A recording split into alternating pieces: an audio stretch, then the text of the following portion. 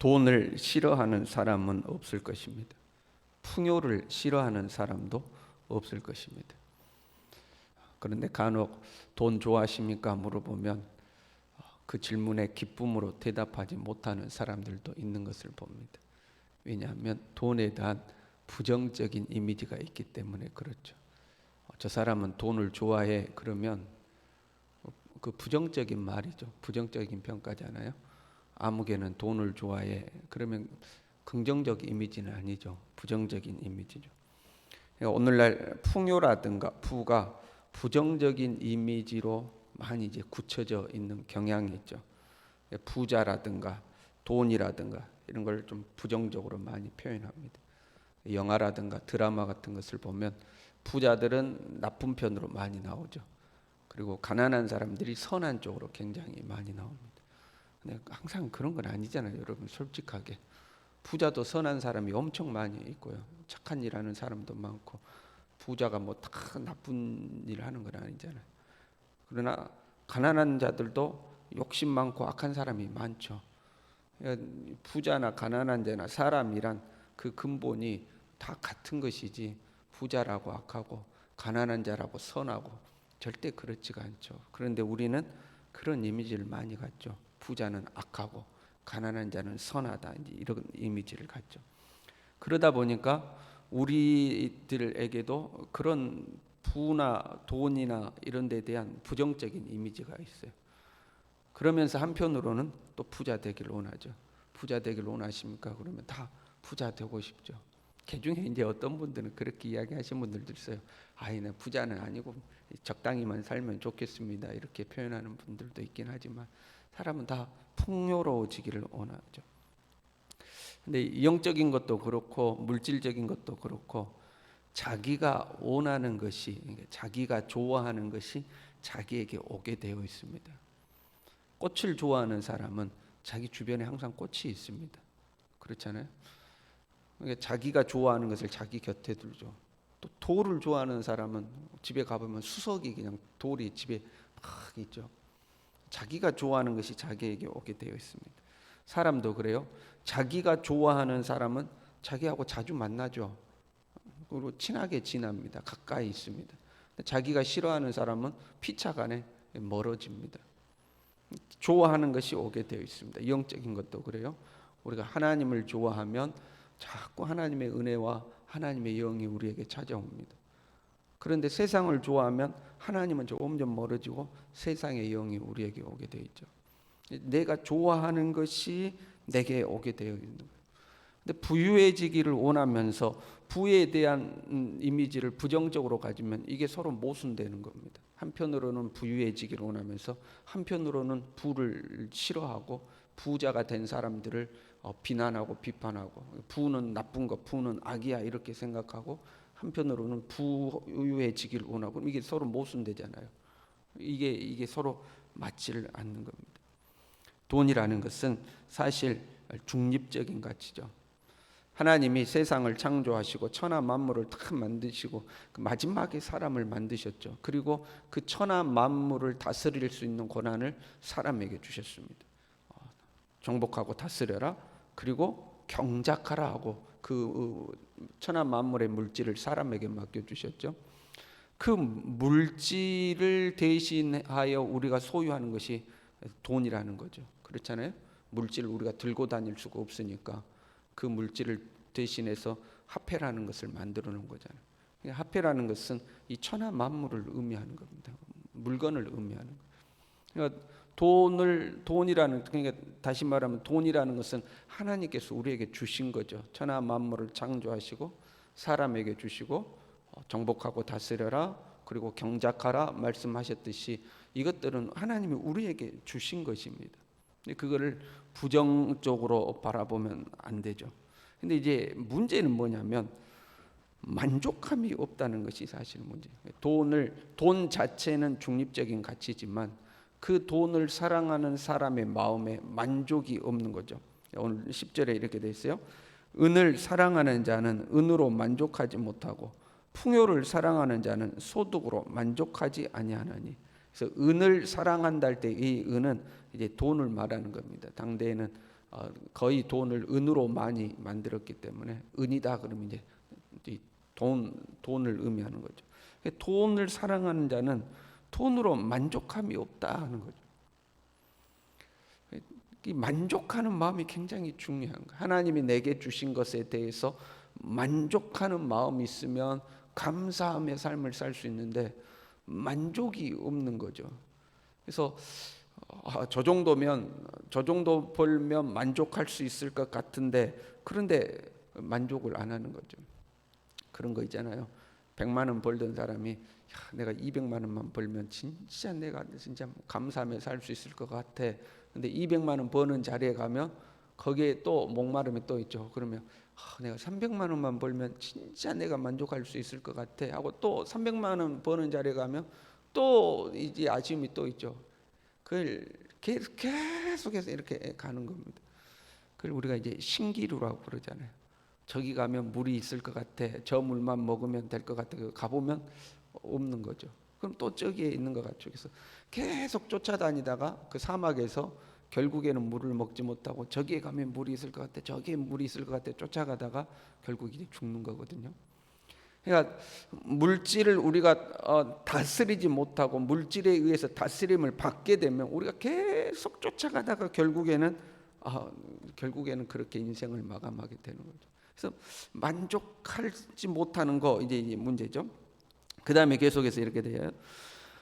재산이 많아지면 먹는 자들도 많아지나니 내가 부유해질수록 내 부유함에 함께 이 달라붙어 있는 사람들이 많아진다는 거예요. 내가 사장이에요. 내 사업이 커져요. 그러면 종업원들이 많아지겠죠. 그리고 내가 부자가 되었다고 그러면 연락하지 않았던 일가 친척들이 연락하기 시작하고 사람들이 내 주변에 모여서 내가 소유하는 부를 좀 나누기를 이제 원하는 사람들이 많아지는 걸 말하는 거죠. 그 사람들은 내게 주어진 부를 함께 나누고 먹고 사는 거예요. 그런데 그 다음에 이렇게 돼요. 그 소유주들은 눈으로 보는 것 외에 무엇이 유익하랴. 내가 많이 벌었어요. 그러면 내가 버는 과정에서 함께 일한 사람들이 이렇게 월급도 받고 다 나가고 뭐 이렇게 나가지 않겠어요? 그러고도 내게 많이 남았어요. 그럼 내가 그 많이 남은 걸 내가 다 누리고 사냐? 그게 아니다 이 말이에요. 하루 세 끼 밥 먹는 건 똑같잖아요. 그렇잖아요. 하루 24시간 사는 것도 똑같고. 그러니까 나를 통해서 함께 누리는 사람들은 누리고 사는데 나는 그 많은 거 버는 거 외에 다 누릴 수가 없다는 거예요. 노동자들은 잠을 달게 자지만 많이 먹든 적게 먹든 잠을 잘게 자지만 부자는 그 부유함 때문에 잠을 자지 못한다. 물론 이제 여기서 부자가 잠을 자지 못하는 것은 지켜야 할 재산이 있기 때문에 두려움에 잠을 자지 못하는 이런 의미도 있어요. 그러나 한편으로 여러분 부자는 그냥 부자가 되는 게 아닙니다. 그 부자가 되기 위해서는 잠 못 자고 고민하고 근심하고 어떻게 하면 돈을 더 모을까, 어떻게 하면 더 사업을 확장할까, 그 잠 못 자는 이런 것들이 있는 거죠. 그러니까 여러분 사장님이 좋은 것 같아도요, 종업원은 두 발 뻗고 잠을 자도 사장님은 밤새 잠을 못 자는 거예요. 사람이 그걸 볼 수 있어야 되거든요. 눈에 드러나는 결과물보다도 눈에 드러나는 결과물이 있기까지 보이지 않는 것에 수고한 사람들의 그 수고를 볼 수 있는 눈이 필요하거든요. 일은 종업원들이 다 하는 것 같잖아요. 그런데 그 종업원들이 하는 일을 창출해서 가져오는 것은 사장이잖아요. 무슨 말인지 이해가 되시죠? 그럼 실제로 일하는 종업원들의 모습 보면 종업원들 일 다 하고 돈은 사장이 다 가져간다 이렇게 생각하기 쉽잖아요. 그런데 그 일할 수 있는 일거리를 가지고 오기 위해서 사장은 잠을 못 자는 거죠. 어디서 이 일을 따올 것이냐, 어디 가서 사업을 따올 것이냐, 그 밤에 잠을 자지 못하는 거죠. 부유하다고 두 발 뻗고 마음껏 자냐? 그것도 아니더라 하는 거죠. 그리고 이야기해요. 해가 되도록, 그러니까 소유주가 재물을 자기가 해가 되도록 소유하는 것이라. 그 해가 되도록 소유한다는 것은 뭐냐면, 다른 번역은 이렇게 번역이 되어 있어요. 재물이 많은 자들이 해를 당하는 경우가 얼마나 많은가? 그 재물이 없었으면 차라리 해라고 할 수도 없을 텐데 재물이 많음으로 해를 당하는 경우가 있더라 하는 겁니다. 어떤 경우죠? 그 재물이 재난을 당할 때 없어지나니 그렇게 많던 부유가 어느 날 갑자기 없어져 버립니다. 강도떼가 와서 빼앗아 가든지 화재가 일어나서 불타서 없어져 버리든지 잘 나가던 사업이 어느 날 갑자기 투자에 실패해서 사업이 망해버리든지 갑자기 재산을 잃어버리는 상황이 부자들에게는 나타나더라 하는 거죠. 여러분, 월급 받고 사는 사람은 망해도 크게 망할 일은 없잖아요. 그런데 뭔가 사업을 크게 해보겠다고 뛰어든 사람은 망하면 크게 망하는 거죠. 그러니까 재산이 해를, 내가 가지고 있던 재물이 재난을 당할 때가 있다는 거예요. 갑자기 사업이 망해버린다거나 큰 문제가 생겨서 그것들이 다 없어져 버리는 상황들이 생기는 거죠. 그 재물이 재난을 당할 때 없어지나니 비록 아들은 낳았으나 그 손에 아무것도 없느니라. 무슨 말이냐면 내가 다 누리지도 못한 재물들을 다 쌓아놨잖아요. 뭐 여러분, 사람이 그 어느 정도 재산이 어느 정도를 넘어가면 내가 살아있을 때 다 못 쓰고 사는 거잖아요. 날마다 돈을 써도 다 못 쓰는 재물들이 이제 쌓이게 되는 거잖아요. 그러면 그 재물을 자녀에게 상속시켜 줄 그런 어떤 기대를 가지고 있는 거죠. 내 자녀에게 상속시켜 주면 되겠지 하고 그 기대를 가지고 있는데 아들은 낳았으나 그 손에 아무것도 없느니라. 왜? 어느 날 갑자기 그 재물 다 없어져 버린다는 거예요. 어느 날 갑자기 망해가지고 그것들 싹 다 없어져 버리니까 난 물려줄 것도 없다 하는 거죠. 15절에요. 그가 모태에서 벌거벗고 나왔은즉 그가 나온 대로 돌아가고 수고하여 얻은 것을 아무것도 자기 손에 가지고 가지 못하리니. 그러면 내가 수고한 것들 내가 죽을 때 다 가지고 가냐? 하나도 못 가져가는 거예요. 알몸으로 왔으니 알몸으로 가고 다 이 땅에 남겨놓고 가야 하는데 그거 쌓아놓고 누려보지도 못하고 밤에 잠 못 자고 고민하고 열심히 일하고 그걸 통해서 나를 통해서 먹는 사람들은 두 발 뻗고 잠을 잘 자는데 나는 잠도 자지 못하고 고생하고 수고하고 해서 모아놓은 거 이 땅에서 신기루처럼 뻥 하고 어느 날 사고 터져서 없어져 버리든지 없어지지 않으면 그거 모아놓고 있다가 누려보지도 못하고 죽으면 빈손 들고 가는 게 인생이더라 하는 거죠. 이 인생 허망하지 않느냐 하는 거죠. 그러면서 18절부터 이렇게 이야기하는 거죠. 사람이 하나님께서 그에게 주신 바 그 일평생에 먹고 마시며 해 아래서 사는 모든 수고 중에 낙을 보는 것이 선하고 아름다움을 내가 보았나니 그것이 그의 몫이로다. 제가 전도서 강해하면서 다른 때도 종종 말씀드렸지만 전도서 강해하면서 더 자주 이야기하는 것 같아요. 여러분, 누리고 사시길 바랍니다. 지금 전도서를 쓴 솔로몬이 그 이야기하는 거예요. 그렇게 고생하고 써보지도 못하고 쌓아놓고만 살다가 그거 다른 사람들이 다 갖다 먹어버리고 아니면 바람결에 흩어져 없어져 버리든지 누리지도 못하고 어느 날 죽음이 찾아와서 죽어서 그건 누구한테 넘어간지도 모르고 알몸으로 돌아가는 인생인데 수고하고 애쓰고 살되 누리고 살아라. 그것이 이 고생하는 인생을 살아가는데 하나님이 우리에게 주신 몫이다. 누리고 살라 하는 겁니다. 네가 수고한 만큼 누리고 살아라. 쌓아놓는 것을, 재산을 모으는 것을 목표로 삼지 말고 하나님이 너에게 주신 것을 누리고 사는 삶의 목표를 두라 하는 겁니다. 그러면 계속해서 이야기하죠.